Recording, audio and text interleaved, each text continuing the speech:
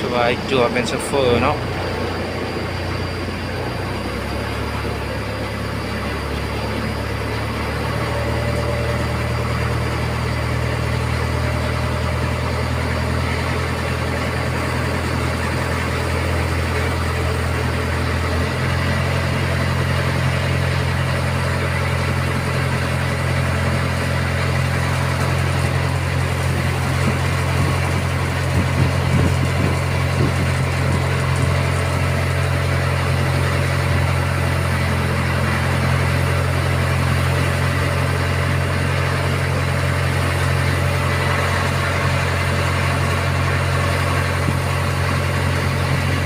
ไปเฮ็ดบุญเฮ็ดทานนำกันเด้อทุกคนเด้อ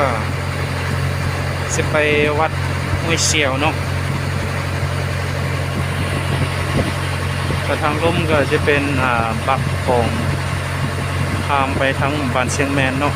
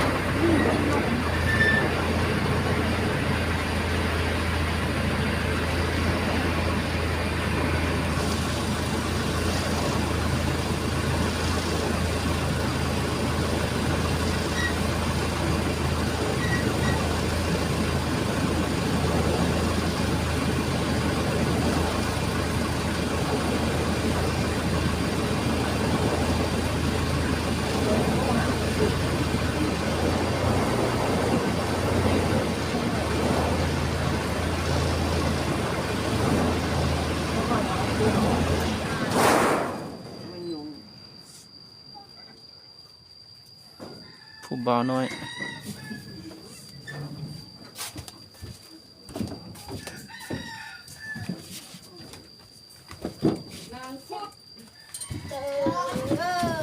สบายเลยเอานี่ขึ้นมาแม่นักก่อน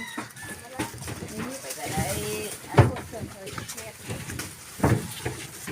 นี่มันขโมยเทะโอ้เอาอันเดียวพอไหมอันเดียวพอหนักหนักได้เอาอันเดียวพอเกลือนี่ก็ได้มันหนักได้นั่นน่ะหนักได้มาอันได้หนักเราไม่ต้องจับไอจับตัวหนักเนาะให้ไอ้เคย